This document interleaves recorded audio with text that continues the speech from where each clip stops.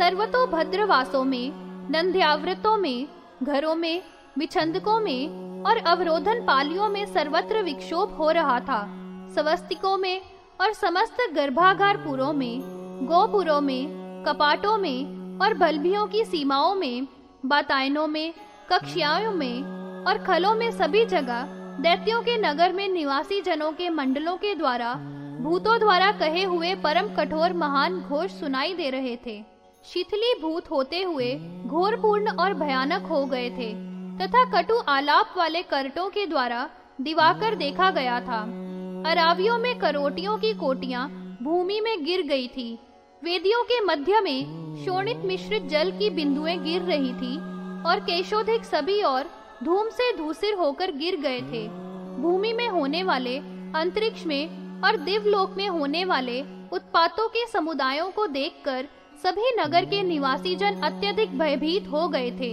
इन सभी ने परम प्रसिद्ध ओज वाले भंडासुर से इस दृश्यमान भीषणता के विषय में निवेदन किया था और वह भंडासुर को इन परम प्रचंड उत्पातों के समुदायों से भी धीरज का भ्रंश नहीं हुआ था और वह मंत्र स्थान को संप्राप्त हो गया था।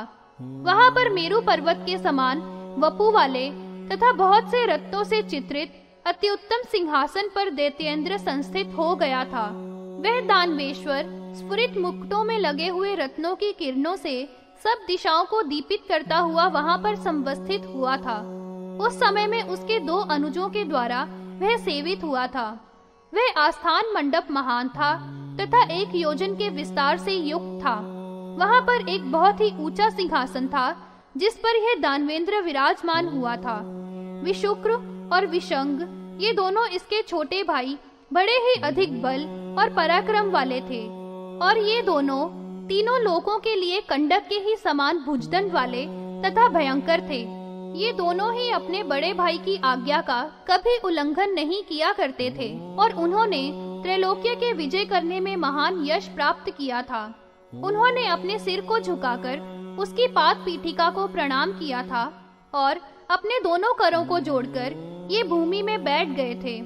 इसके अनंतर जब वह सुरों का महान शत्रु उस आस्थान मंडप में संवस्थित हो गया था तो उसका दर्शन करने के लिए उस समय में समस्त सामंत दैत्यों के साथ वहां पर समुपस्थित हो गए थे।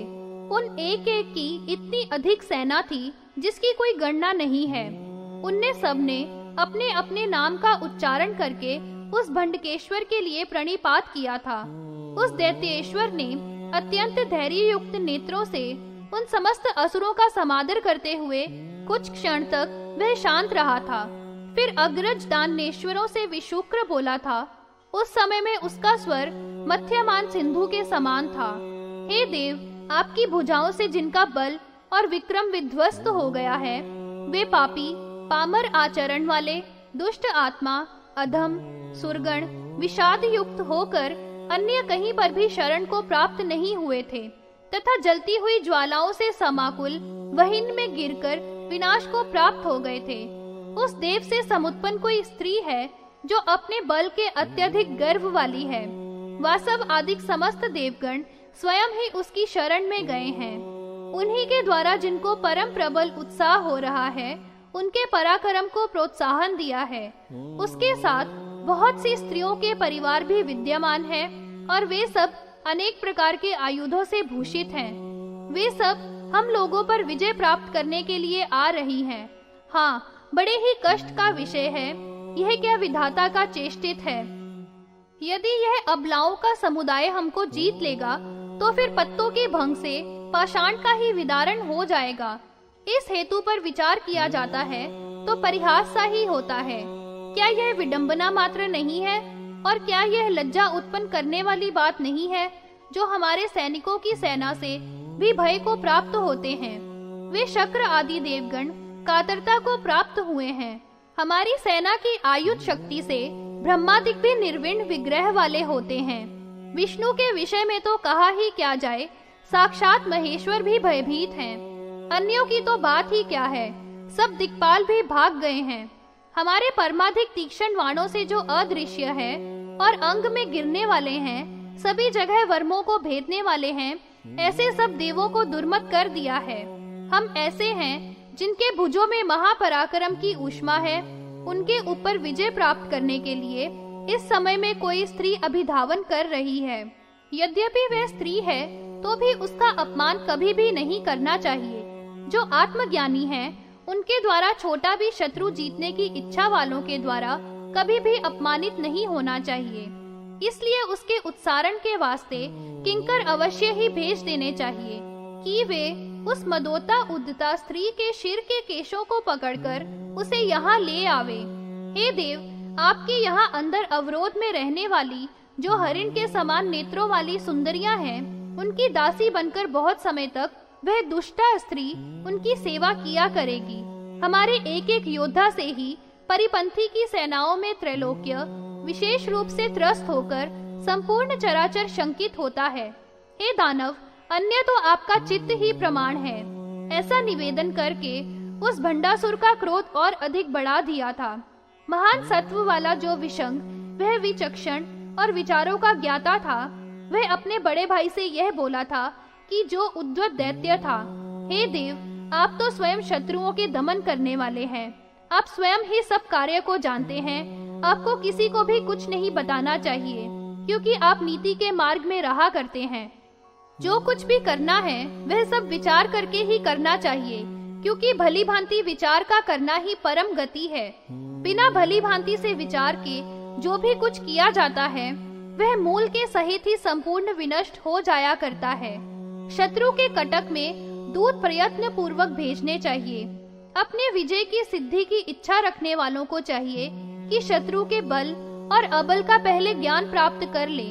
जो दूतों के द्वारा ही देखने वाला है, जिसकी प्रतिज्ञा सुदृढ़ है, जो सदा ही शंकित मन वाला है, जो अशंकित आकार वाला है, जो अपने मंत्रियों में गुप्त मंत्रणा वाला होता है।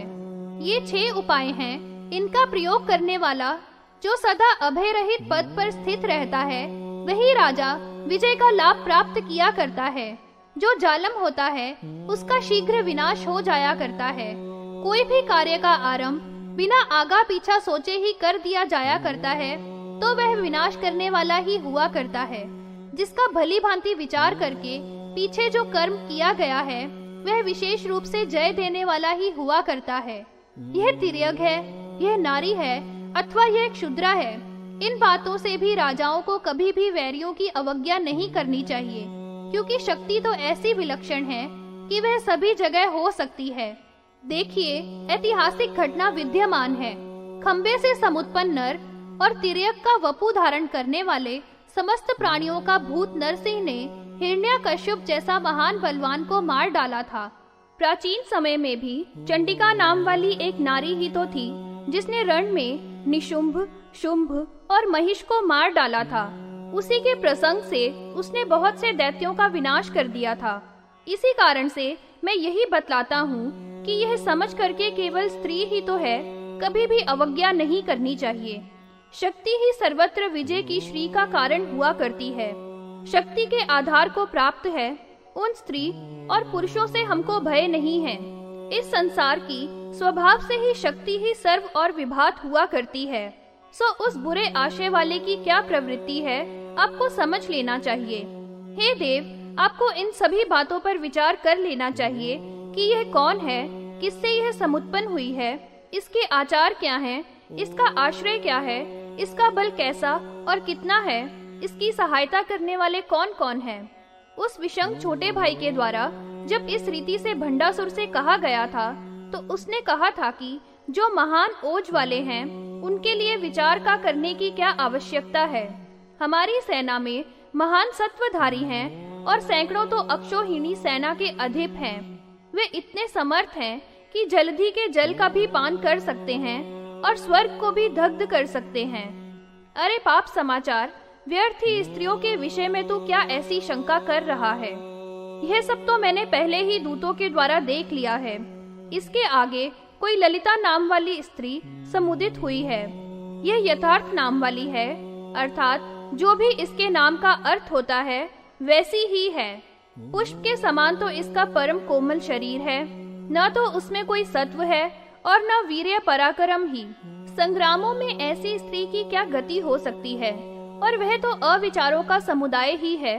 किंतु माया फैलाने में अवश्य ही वह परायणा है। उसके सत्व से ही उसका अपना स्त्रियों का समुदाय अविद्यमान है। उनसे उसने क्या उत्पादन किया है और न इस प्रकार से विशेष चेष्टा ही करती है। अथवा आपके द्वारा कथित न्याय से महान भी उसका बल होवे तो रहे। तीनों लोकों के द्वारा जिसकी महिमा का उल्लंघन नहीं होता है, ऐसा यह भंडासुर किसके द्वारा जीता जा सकता है, अर्थात इसको कोई भी पराजित नहीं कर सकता है। इस समय में भी देवगण मेरे बाहुबल के समर्दन से मूर्छित किसी समय में भी श्वास लेने में समर्थ नहीं है। उनमें से कुछ तो पाताल के गर्भों में जा छिपे हैं और कुछ समुद्र के जलों में छिपे हुए हैं, कुछ दिशाओं के अंत में कोणों में छिप रहे हैं तथा कुछ कुंजों में जाकर छिपाए हैं जो कि पर्वतों में हैं। ये सभी अपने दारा, पुत्र और श्री का त्याग करके अत्यधिक डरे हुए विलीन हो रहे हैं, जिनके सब अधिकार भ्रष्ट हो गए हैं। एक पशु के समान ही अपना वेश छिपाए सब इधर उधर विचरण कर रहे हैं। इस प्रकार के मेरा जो बाहुओं का पराक्रम है उसको वह नहीं जानती है। कारण यही है कि एक तो वह स्त्री है, दूसरे अभी अभी उत्पन्न हुई है, इसी से वह इतना दर्प करती है। स्त्रियां तो स्वभाव से ही मूढ़ हुआ करती हैं। इनका तो जो भी कुछ साहस होता है वह वृथा ही कल्पित हुआ करता है। ये कार्य और अकार्य में मोहित ही हुआ करती हैं तथा ये विनाश की ओर अनुधावन किया करती हैं। अथवा ऐसा भी हो कि उस स्त्री को आगे करके ये देवगण यदि पीछे से आते हैं तो कोई भी क्यों न होवे, चाहे वे महोरग हो, साध्य हो या दुर्मत सिद्ध भी होवे, ब्रह्मा तथा पद्मनाभ और रुद्र भी क्यों न होवे, या सुराधिप इंद्र भी होवे और दिक्पाल होवे, उन सबको पीस देने में मैं एक ही परम समर्थ हूँ। मुझे इन सब का कुछ भी भय नहीं है। अथवा मेरी सेनाओं में जो भी सेनानी हैं, वे बड़े रण दुर्मद हैं। वे तो वैरियों को पक्व करकरिका के समान पीस देने की अपेक्षा ही कर रहे हैं। उन सेनानियों के कुछ प्रथित नाम मैं बतलाता हूँ। कुटिलाक्ष, कुरंड, कंटक, कालवाशित, वज्रदंत, वज्रमुख, वज्रलोमा, बलाहक हैं।